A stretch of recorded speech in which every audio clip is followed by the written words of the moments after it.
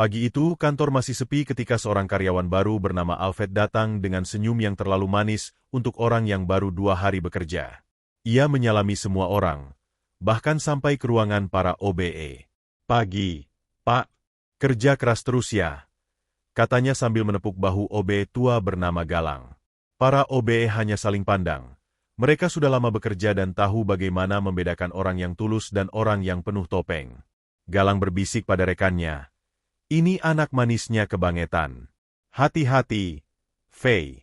Kelihatan banget maunya naik cepat." Fei, OB yang paling muda, mengangguk. "Cocok nih dipanggil Ali Kampret, Pak."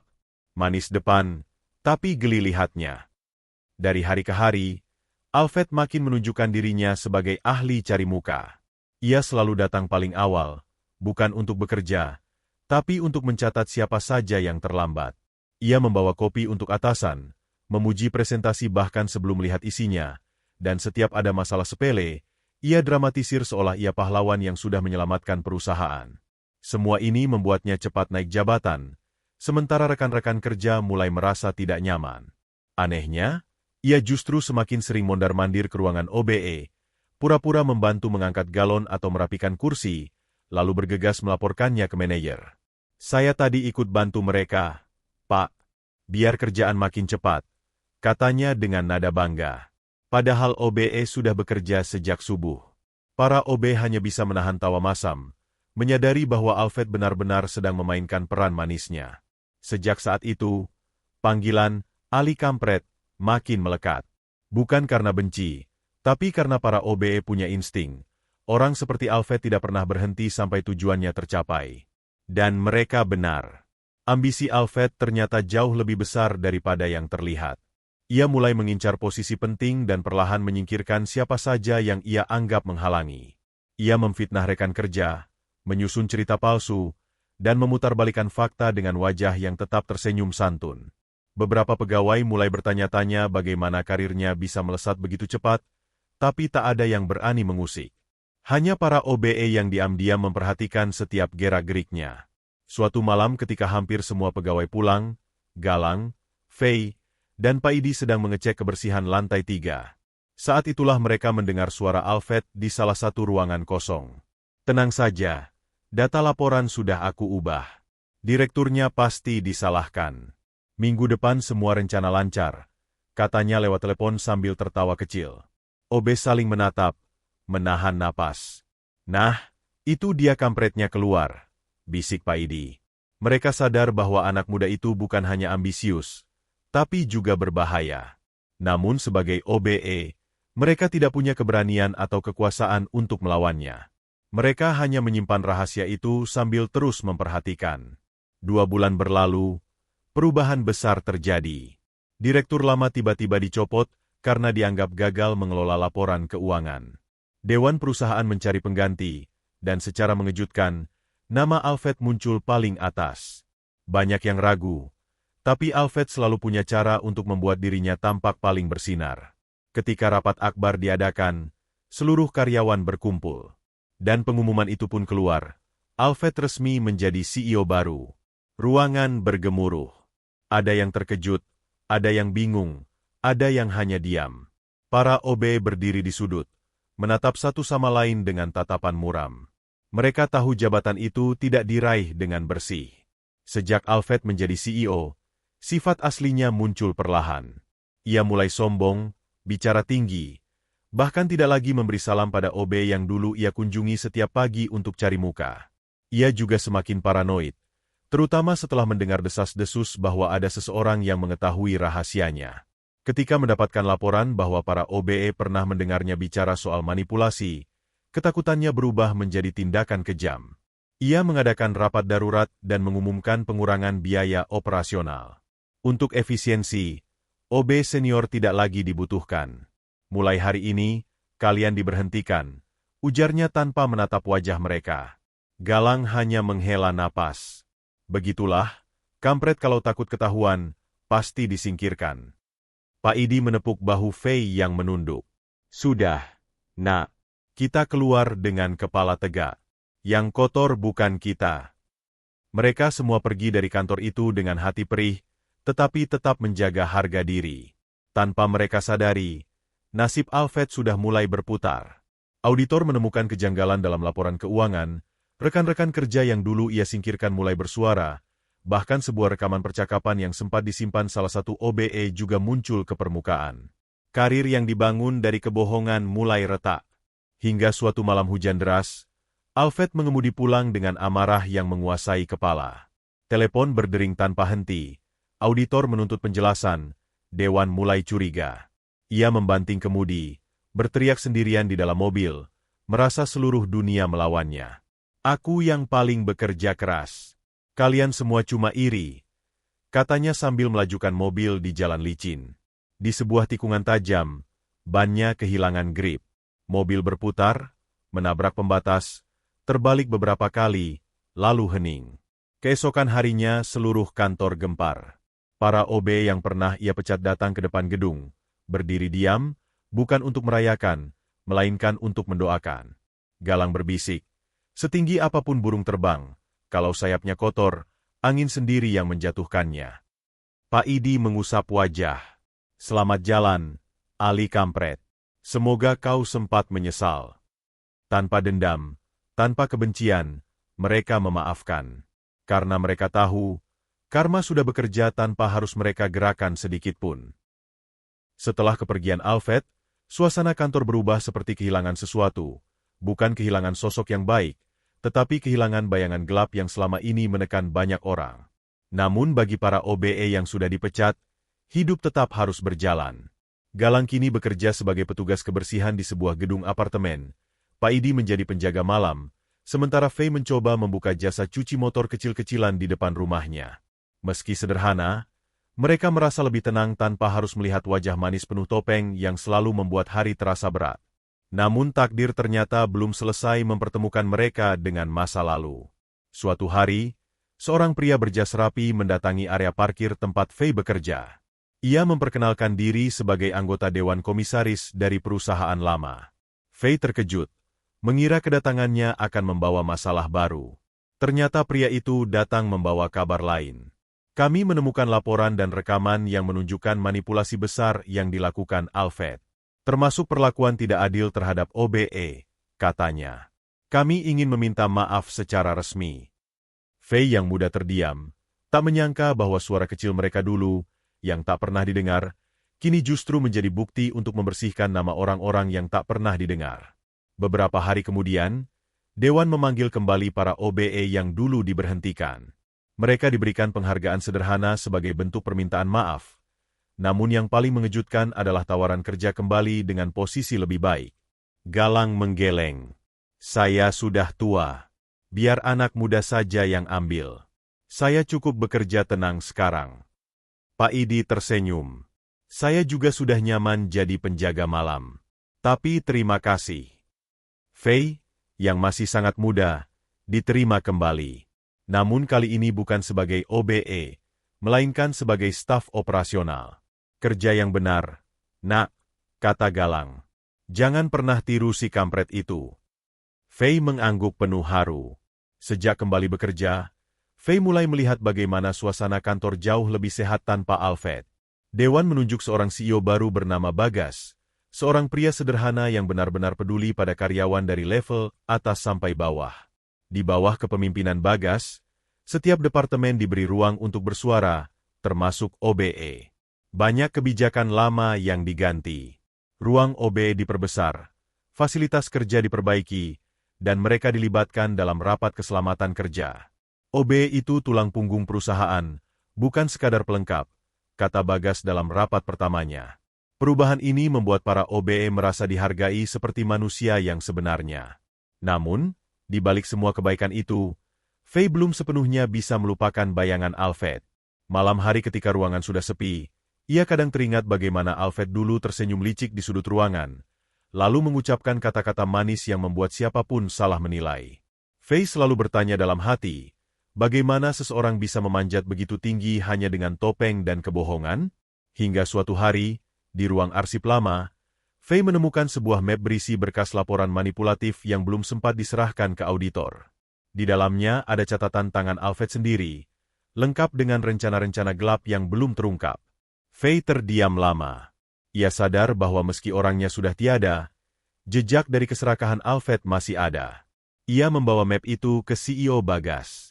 "Ini harus beres," kata Fei pelan. Bagas melihatnya, tersenyum, lalu berkata, "Kamu berbeda dari dia. Kamu memilih jujur meski bisa saja menyimpannya. Itu yang bikin seseorang layak naik." Sejak hari itu, Fei merasa seperti menutup bab kelam yang sempat menghantui perusahaan. Sementara itu, hubungan antara para OBE dan karyawan lain makin erat. Mereka tidak lagi dianggap pembersih saja, melainkan bagian dari keluarga besar perusahaan. Dan dari jauh, Galang serta Paidi bangga melihat perubahan itu. Mereka tahu bahwa meski hidup keras, masih ada tempat di dunia yang menghargai orang kecil seperti mereka. Fei melanjutkan langkahnya, membawa pesan dari masa lalu. Jabatan bisa dibeli dengan kepandaian menjilat, tapi kehormatan hanya lahir dari hati yang jujur. Hari-hari berlalu dengan ritme baru yang lebih damai. Namun setelah Fei menemukan map peninggalan kecurangan Alfred, perusahaan mulai melakukan audit menyeluruh. Proses itu memakan waktu, menguras tenaga, dan membuka banyak luka lama. Beberapa pegawai yang dulu pernah terlibat dalam permainan Alfred dipanggil satu persatu untuk diperiksa. Ada yang menangis, ada yang menyangkal, ada pula yang mengakui bahwa mereka takut menentang Alfred waktu itu. Fei menyaksikan semua perubahan itu dari dekat. Kini ia bekerja di bawah divisi operasional, posisi yang dulu mustahil ia bayangkan. Di setiap langkahnya, ia selalu teringat pesan Galang, "Pegang jujurmu, nak. Itu yang bikin kamu manusia." Walau suasana kantor perlahan membaik, kecemasan masih ada. Banyak sistem yang rusak akibat ulah Alfred. Beberapa proyek penting harus dimulai ulang dari nol. Namun Bagas, CEO baru yang rendah hati, tidak pernah menyalahkan siapapun.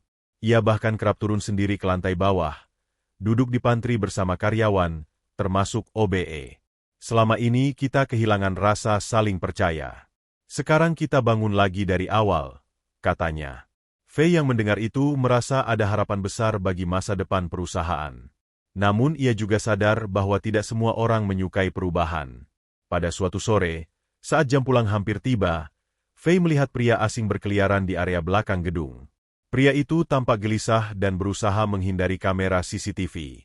Fei yang sejak dulu peka terhadap hal-hal mencurigakan, mendekatinya dengan hati-hati. "Ada yang bisa saya bantu, Pak?" tanya Fei sopan. Pria itu menoleh dan terkejut. Tanpa banyak bicara, ia langsung pergi. Fei sempat melihat secari kartu identitas jatuh dari kantong pria itu.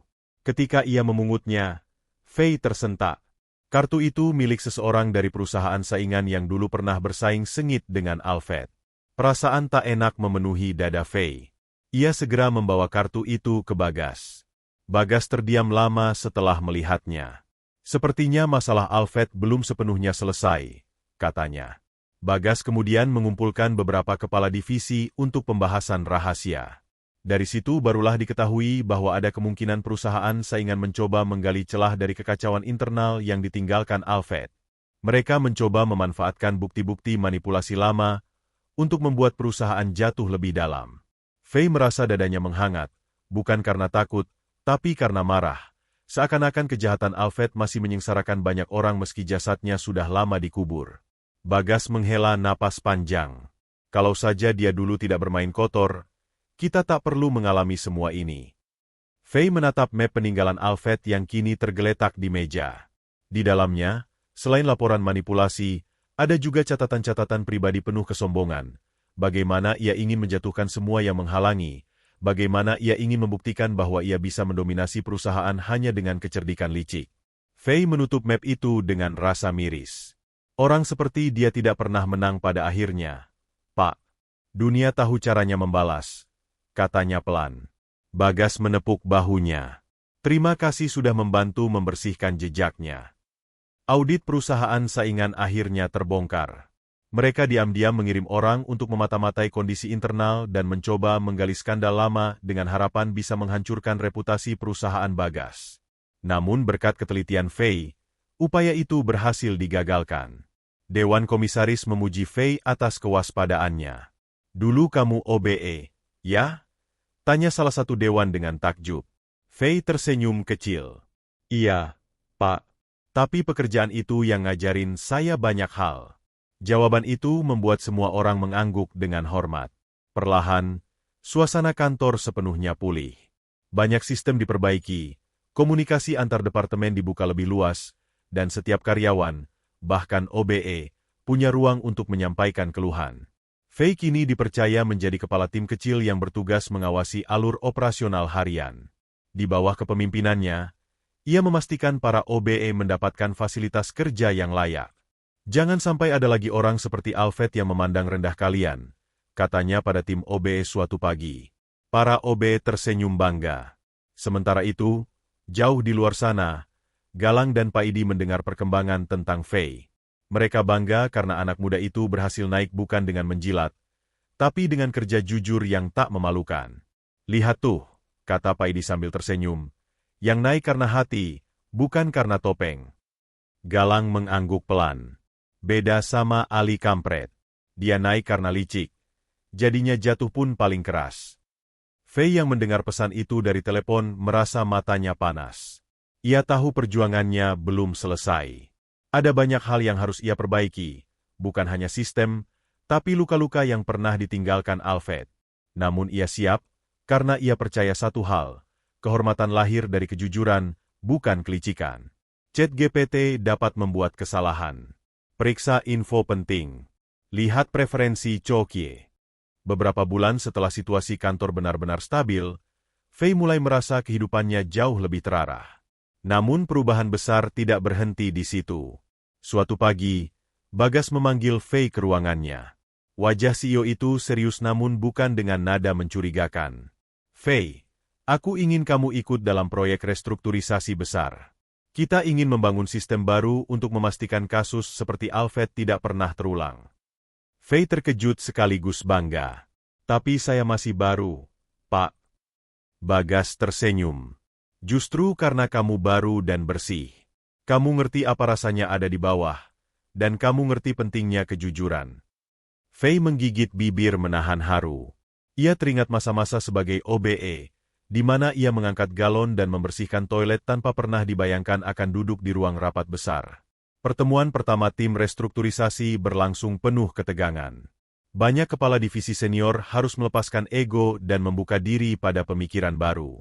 Fei menyimak semua keluhan, masukan, dan perdebatan yang kadang memanas. Namun justru di momen itu ia belajar bagaimana kekacauan yang dulu terjadi tercipta, karena semua orang berjalan sendiri-sendiri, karena tak ada ruang untuk jujur, dan karena suaranya orang kecil tidak pernah didengar. Fei mengangkat tangannya untuk pertama kalinya di rapat besar itu. Kalau kita mau berubah, mulai dari mendengar. Bahkan OB pun harus diberi jalur komunikasi langsung, bukan hanya lewat supervisor. Mereka yang lihat kantor paling awal, mereka yang tahu kalau ada yang aneh. Ruangan itu hening sejenak. Lalu Bagas tersenyum lebar. Setuju. Masukkan itu ke sistem baru. Para peserta rapat mengangguk perlahan. Fei merasakan sebuah kemenangan kecil. Bukan untuk dirinya sendiri, tapi untuk semua OBE yang pernah dianggap tak penting. Setelah rapat selesai, beberapa karyawan senior menghampirinya dan mengucapkan terima kasih karena membuka perspektif baru. Fei hanya tersenyum, menunduk rendah, merasa bahwa perjalanan panjangnya yang dulu dimulai dari seragam OB kini benar-benar punya makna. Malam itu ia mengirim pesan kepada Galang dan Paidi. Bapak-bapak bangga enggak? Suara kita sekarang didengar. Mereka membalas dengan emoji jempol dan doa. Tidak butuh waktu lama hingga sistem baru diterapkan. Ada kotak laporan anonim, jalur aduan khusus untuk OBE, hingga pelatihan etika kerja untuk semua karyawan, termasuk manajer. Kantor perlahan berubah menjadi tempat yang benar-benar sehat. Namun di balik perubahan baik itu, bayangan masa lalu belum sepenuhnya hilang. Suatu sore, Fei menerima amplop misterius di mejanya. Di dalamnya ada foto lama. Alfred sedang bertemu seseorang yang tampak seperti pengusaha gelap. Di belakang foto itu tertulis pesan singkat, "Ini bukan akhir." Fei merinding.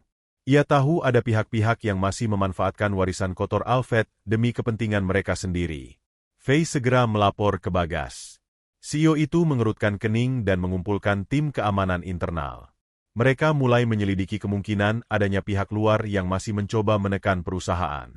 Hari demi hari, penyelidikan semakin dalam. Ternyata benar, ada oknum yang pernah berurusan dengan Alfred dan merasa dirugikan setelah proyek hitam mereka gagal. Mereka ingin menyeret perusahaan ikut jatuh sebagai balas dendam. Faye merasa ini seperti bayangan Alfred yang menolak pergi, seolah-olah dosa pria itu masih terus mengalir mengotori banyak hal meski raganya sudah lama tiada. Di tengah tekanan itu, Faye tetap bekerja keras. Ia menolak membiarkan ketakutan menguasai langkahnya. Kalau dulu kita bisa bertahan dari Alfred, sekarang pun kita bisa, katanya pada timnya. Mereka mengangguk dengan semangat baru. Faye mengatur ulang alur komunikasi internal, memasang sistem keamanan data yang lebih ketat, dan bekerja hingga larut malam hampir setiap hari. Namun semua lelah itu terbayar ketika pihak luar yang mencoba memeras perusahaan akhirnya berhasil ditangkap oleh aparat setelah ditemukan bukti-bukti ancaman dan percobaan sabotase. Ketika kabar itu menyebar, suasana kantor pecah menjadi lega. Banyak yang memuji keberanian Faye. Namun di hatinya, ia tidak merasa seperti pahlawan. Ia hanya merasa telah menuntaskan sesuatu yang dulu Alfred tinggalkan. Pada malam yang sama, Faye berdiri di balkon kantor, memandang kota dengan angin malam menyapu wajahnya. Akhirnya selesai, bisiknya. Tapi kemudian ia tersenyum tipis. Tapi perjalanan masih panjang. Ia tahu masih banyak yang harus ia benahi dan lebih banyak lagi yang harus ia lindungi. Namun kini, ia tidak berjalan sebagai OBE yang dipandang sebelah mata. Ia berjalan sebagai seseorang yang mengerti apa itu kehormatan dan bagaimana menjaganya. Hari itu kantor sedang sibuk-sibuknya. Semua karyawan dikejar deadline akhir tahun, dan suasana penuh tekanan. Namun di tengah hiruk-pikuk itu, OB tetap berjalan dengan langkah tenang seperti biasanya. Senyumnya tidak berubah, meski beban hidupnya jauh lebih berat dibanding siapapun di ruangan itu. Sejak kecelakaan anaknya, Saka, yang mengharuskannya menjalani terapi kaki, OB bekerja lebih keras dari sebelumnya. Ia mengambil lembur, datang lebih pagi, pulang lebih malam. Semua itu dilakukan demi satu tujuan, ingin melihat anaknya bisa berjalan normal lagi. Namun pagi itu, ketika OB sedang mengepel lantai dekat ruang rapat, seorang karyawan baru tak sengaja menendang ember airnya hingga tumpah kemana-mana. "Aduh, Pak, Bapak sih naruh ember sembarangan," ujar karyawan itu ketus. Padahal jelas OB menaruhnya di sisi tembok, bukan di tengah lorong. "Maaf, Mas, saya bersin sekarang," jawab OB pelan, seperti biasa tidak membalas. Tapi yang paling mengejutkan adalah ketika Bu Ratna, Direktur HR, melihat kejadian itu. Ia menghampiri, menatap karyawan baru tersebut, lalu berkata tegas, "Kamu yang harusnya minta maaf. OB selalu bekerja sesuai prosedur. Ayo, minta maaf sekarang." Karyawan itu tersentak dan langsung menunduk. OB hanya tersenyum kecil. "Tidak apa-apa, Bu. Namanya juga orang baru, belum terbiasa." Bu Ratna menatap OB lama. Ia tahu, semakin ia mengenal OB, semakin terlihat ketulusan yang jarang dimiliki orang. Setelah kejadian itu, Bu Ratna memanggil OB ke ruangannya. OB duduk dengan canggung, merasa seperti ada yang salah. "OB," ujar Bu Ratna lembut, "saya mendengar soal kondisi anakmu. Terapi kaki itu butuh biaya besar. Kamu tidak pernah mengeluh, tapi kami memperhatikan." OB menunduk, suaranya hampir tidak terdengar. "Saya hanya berusaha yang terbaik, Bu." Bu Ratna tersenyum. "Mulai bulan depan, perusahaan menaikkan gajimu dan memberikan bantuan biaya terapi. Ini sudah disetujui direktur." Mata OB langsung berkaca-kaca. Tangannya bergetar. Ia mencoba bicara, tapi suaranya patah. "Terima kasih. Saya tidak tahu harus berkata apa." "Tidak perlu apa-apa," tutur Bu Ratna. "Kamu sudah memberikan teladan tentang ketulusan. Perusahaan hanya membalas sedikit saja." Untuk pertama kalinya, OB keluar dari ruangan itu dengan dada sesak oleh haru. Langkahnya terasa ringan, seolah beban yang ia pikul selama ini perlahan terangkat. Ia tidak pernah meminta apapun, tetapi kebaikan memang selalu kembali dengan cara yang tak terduga. Hari itu, Ia pulang dengan senyum yang bahkan tidak bisa hilang meski ia mencoba menyembunyikannya dari anaknya. Masa, Pak? Beneran terapiku dibantu kantor? Tanya Saka dengan mata berbinar. Obe mengangguk, membelai kepala putranya. Iya. Jadi kamu harus makin semangat ya. Saka tertawa kecil, lalu kembali melakukan latihan gerak kaki yang diberikan fisioterapis. Di momen itu, Obe merasa segala lelah yang ia tanggung selama bertahun-tahun terbayar lunas. Beberapa hari kemudian di kantor, sesuatu kembali terjadi.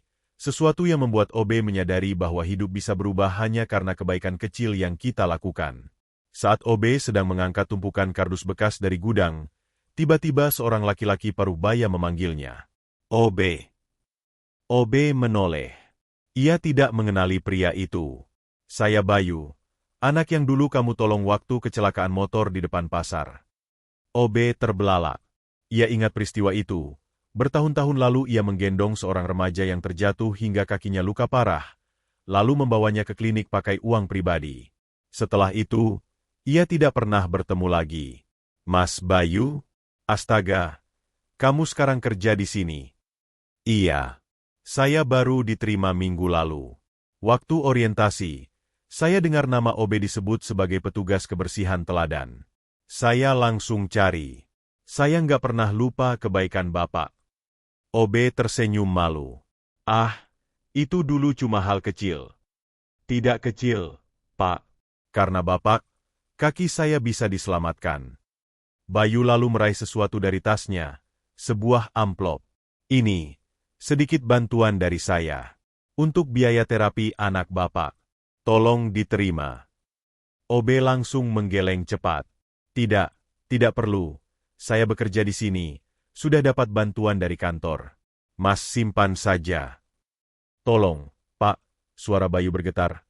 Bapak nggak tahu, sejak kejadian itu, saya janji kalau suatu hari saya bisa balas kebaikan Bapak, saya akan lakukan. Dan hari itu ternyata datang. Obe terdiam. Ia menatap amplop itu lama, bukan karena isinya, tapi karena ketulusan yang ia rasakan. Akhirnya ia menerimanya, bukan sebagai hadiah, tapi sebagai pengingat bahwa kebaikan sekecil apapun tidak pernah hilang. Setelah itu, hari Obe terasa berbeda. Ia bekerja sambil tersenyum lebih lebar dari biasanya. Banyak karyawan mulai memperhatikannya bukan sebagai Obe yang mengepel dan mengangkat sampah, tapi sebagai manusia yang memberi pelajaran tentang ketulusan, kesabaran, dan keteguhan hati. Di perjalanan pulang, Obe menatap langit senja. Angin terasa lebih hangat daripada biasanya. Ia bergumam pelan, "Terima kasih, ya Allah, ternyata menjadi orang biasa pun bisa berarti, selama kita tetap baik." Dan untuk pertama kalinya setelah sekian lama, air mata bahagia mengalir tanpa ia tahan.